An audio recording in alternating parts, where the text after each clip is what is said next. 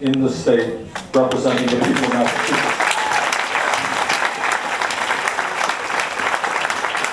And it would be not just an incredible loss to this state or to New England if he was not returned. It would be an incredible loss to this country because he is one of the smartest and hardest working members of the United States Congress. Let's make sure that John Tierney is back.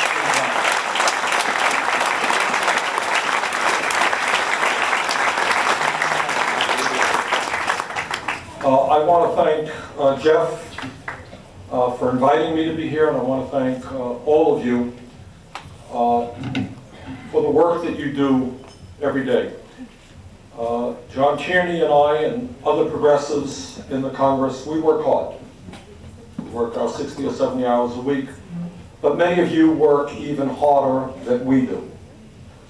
Because you are on the ground, you're the troops on the ground fighting the important fights every single day, making sure that your colleagues, your co-workers get treated with respect and dignity, making sure that you negotiate decent contracts for your workers, making sure, as Jeff just told us, that we educate all working people so that we end this national disgrace of working people voting against their own best interest.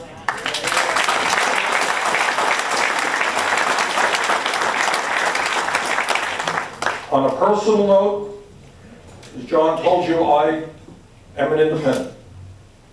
And in my case, I've had in the past to take on Democrats and Republicans. And that's not easy. I would never have been elected to the United States Senate without the support of organized labor.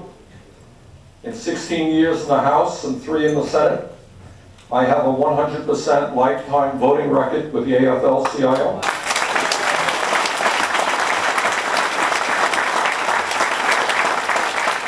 And that's not a difficult thing for me. I grew up in a family that didn't have a lot of money. I know what it's like to be in a family that struggles every day. I have never asked or never received and never want 1 nickel from corporate America or the big banks. Don't want it.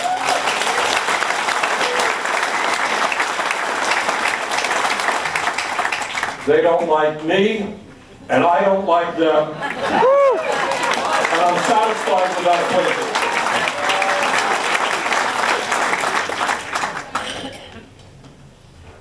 These are, as Jeff and John mentioned here, these are very strange and difficult times that we're living in. A lot of people are confused,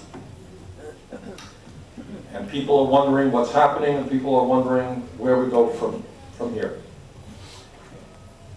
Today we live at a time when the middle class of this country, the great middle class, the middle class who made this country the greatest country in the world, that middle class is collapsing.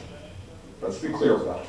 That is the reality. I just saw something in the paper yesterday. In Detroit, there was a bit of celebration because they're adding some new jobs to Chrysler, and we're delighted about that. Got 1,000 new workers. That's good.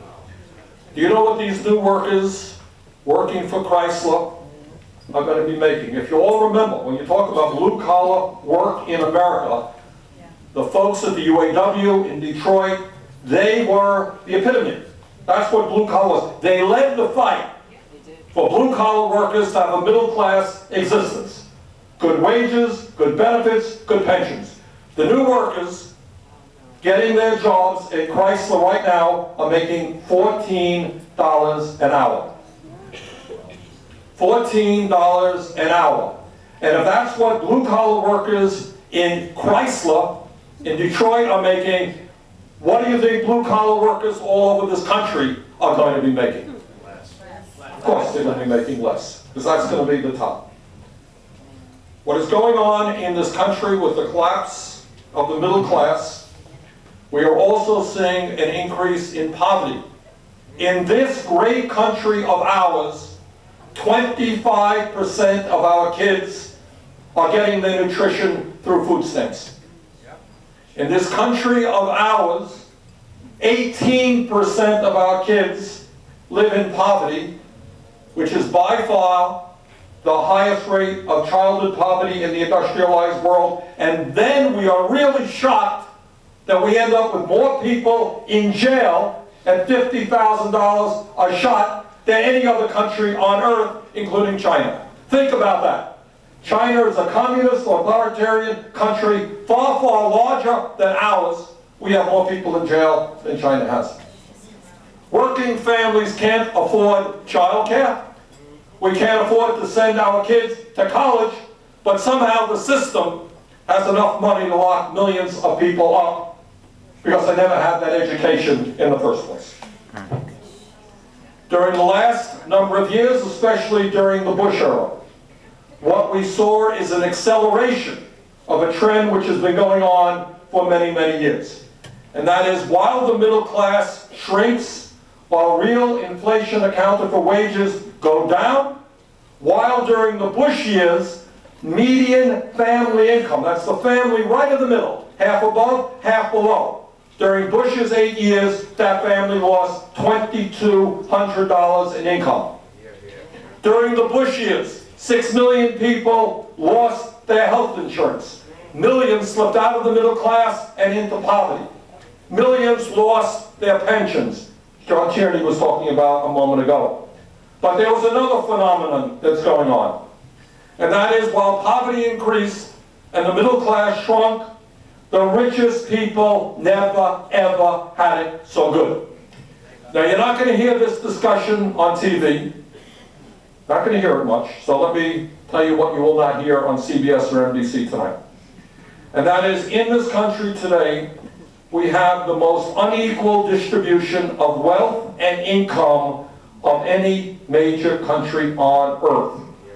We have a situation today, top 1%, people who made hundreds of billions of dollars in additional income during the Bush era, people who were already given huge tax breaks.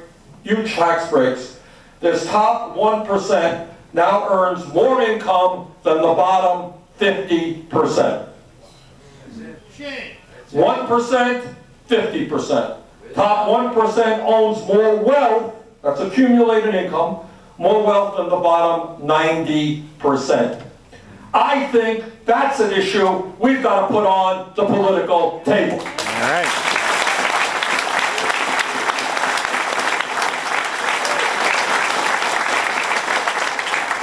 You know, at the end of the day, talking about baseball, you're talking about basketball, it's interesting to talk about everything, but people want to know, did the Celtics win or did they lose? Right.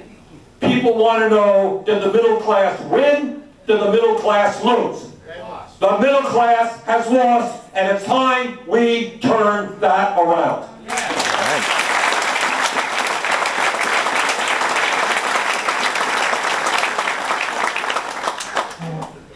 But it's not only what's happening to working people, it's not only what's happening to lower income people, it's what's happening to us collectively as a nation.